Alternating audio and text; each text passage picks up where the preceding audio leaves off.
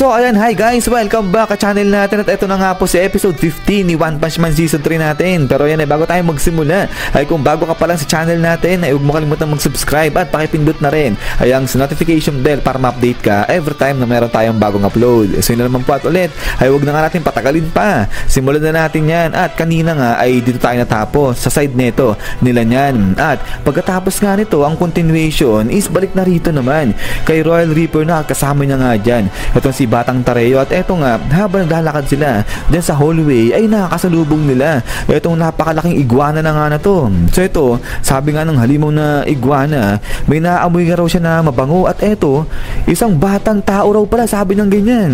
So ito ngayon, sabi niya nga dyan kay Royal Reaper, aba Royal Reaper, di na masama, pakagat ako, sabi niyang ganyan.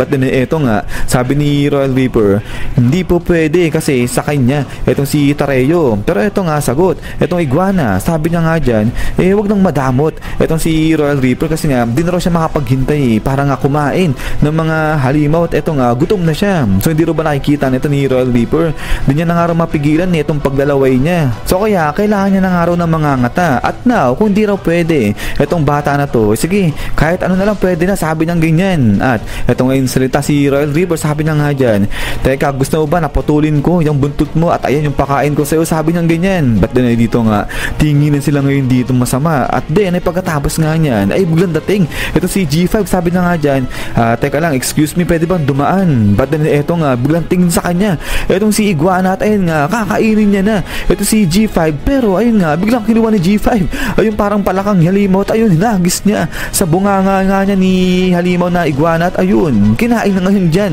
itong halimaw na palaka. At pagkatapos nga niyan, is pak. So dito, nilunok niya ng buo yung palakang halimaw. At pagkatapos niya, ay ayun, talikod itong si Iguana. At sabi niya nga dyan, okay, sa ngayon ay kaya niya nang mapigilan itong sarili niya ng ilang oras lang. At itong araw, pasensya na kasi nakaharang siya sa daan. At then, ay pagkatapos nga niya na ito nga, balig na itong si Royal Reaper dito kay G5, sabi niya nga dyan, teka, ikaw si G5 diba? Sabi niya ganyan. At ito ngayon, tanong-tanong ni Royal Reaper, ano itong bit-bit dyan o hawak-hawak ni G5? At sagot ngayon ito si G5, sabi niya nga rito, nawala lang to, personal hobby niya lang daw. At eto nga, napadilat ngayon dyan, ang laki yung mga mata ni Tareo dahil nakita niya yung hawak ni G5. At eto ngayon, tuloy ni G5, balak niya raw kasi na i-disassemble itong hawak-hawak niya na piece dahil sa tingin niya nga raw, napaka highly valuable nga nitong piraso na nakuha niya. At eto ngayon nga, nakita nga ni Tareo na hawak-hawak na nga rito ni G5 itong parang ulo ni Metal Knight. So dito sabi nga ni Tareo, teka lang,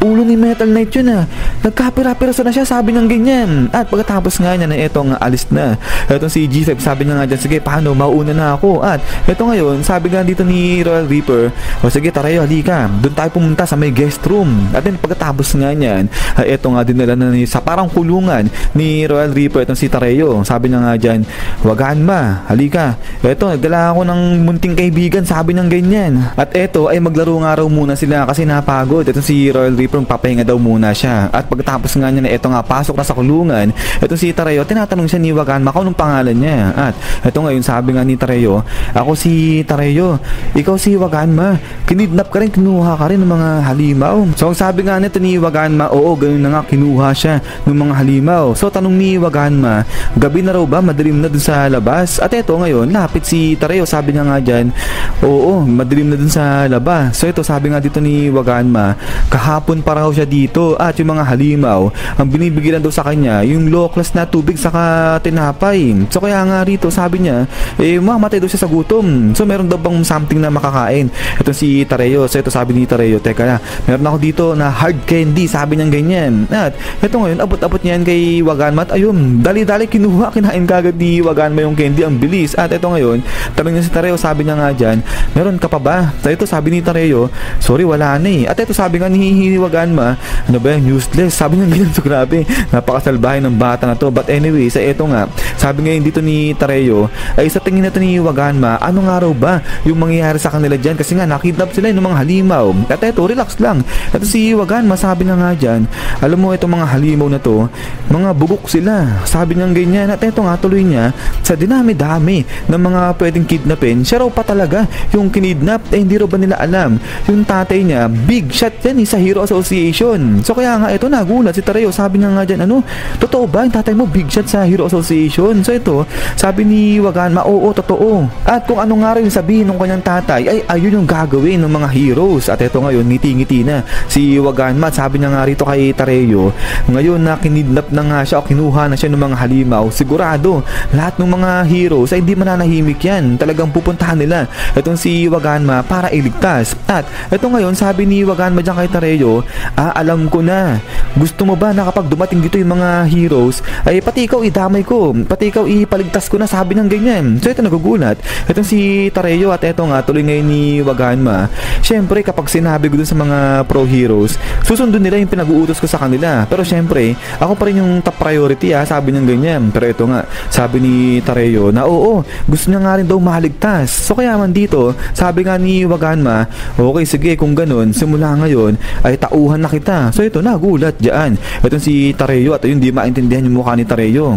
So ito, tuloy pa nga ni Waganma, sige ganito, kapag nagdala ng pagkain yung mga halimaw, lahat ng pagkain na yun, kahit yun sa'yo, bibigay mo sa akin, sabi ng ganyan. At ito ngayon, tuloy ni Waganma, siguro naman walang problema dyan itong si Tareo. O kung may problema siya, ayaw niya bang maligtas, sabi ng ganyan. So ayun, so medyo nabully na itong si Tareo. Pero ito nga, sabi ni Tareo, okay sige, kasi nga raw gusto niya nang makauwi at saka maligtas. At ito nga, habang nag-uusap dyan, itong dalawang bata ay biglang dumating. Itong si Jelly, sabi na nga dyan, hoy, kayong dalawa, anong pinag-uusapan nyo dyan? At ito nga, nagulat at napaiyak na dyan itong si Tareo. At ito, salita na itong si Jelly, sabi na nga dyan, kawawa naman kayong dalawa, ikinalulungkot ko, pero hindi na kayo makakaalis dito, hindi na kayo makakauwi, sabi niya ganyan. So kaya naman dito, sigaw na itong si Waganma, ang tapang niya. Sabi niya nga dyan, hoy ikaw, palayain mo na kami, kasi kung hindi, lahat ng mga heroes pupunta rito. At ito ngayon, sabi nga dito ni Waganma, super yaman ang tatay ko, sabi niya ganyan. So hinabol pa talaga. So kaya nga ito,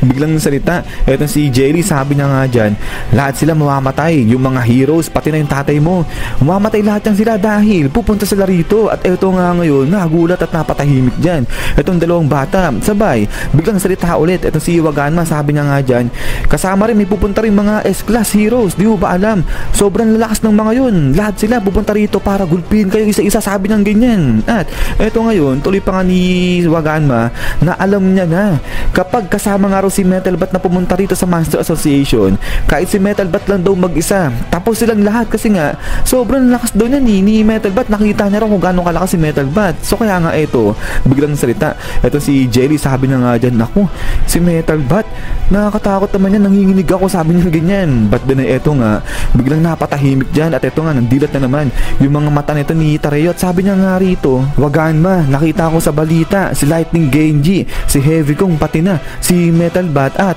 kani-kanina lang pati si Metal Knight. At ito nga, tahimik, nag-aabang etong si Waganma kung ano yung sasabihin ni Tareo. At ito nga, biglang sabi ni Tareo, ay hindi, sige, wag na lang, di na importante, sabi ng ganyan. So ito, biglang sabi ni Waganma, ano ba, kung wala kang sasabing importante, wag ka na lang magsalita. But then ito nga, biglang baling nga itong si Waganma dyan kay Sledge Jelly, sabi niya nga dyan, teka lang, ang Hero Association, meron pa yung si Blast at saka si Tatsumaki. At ito nga, sabi ni Waganma, saka si King, meron pa si King, sabi ng ganyan. So dito, sabi ngayon ni Waganma, ano, marinig ko pa lang yung mga pangalan na yan, natatakot ka na, no, sabi ng ganyan. Pero ito nga, tingin-tingin lang sa kanya itong si Jelly, parang wala lang. At ito nga, biglang salita na itong si Jelly, sabi na nga dyan, hoy ikaw bata, sa tingin mo ba bakit binuo yung Master Association? At ito nga, sabi ni Jelly, nagsama-sama sila dyan para tapusin lahat ng mga nakakainis na nga na yun na mga heroes. At ito ngayon, tuloy pa nga niya habang nagugulat nga dito itong si Waganma na alam nila na talagang malakas o kung ganong kalakas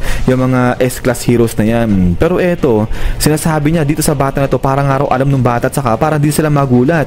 Lahat nga raw ng mga heroes kasama na yung mga S-class, mamamatay sila dahil may kasama nga raw silang halimaw rito na mas malakas pa kaysa sa mga S-class heroes, at especially yung mga executives. At eto nga, labas na ngayon dito eto nga si Black Sperm. At pagkatapos nga niyan, yan guys, so hanggang dito lang etong si episode 50 natin kay season 3 natin kay One Punch Man. At so ayan, ipapakilala na nga.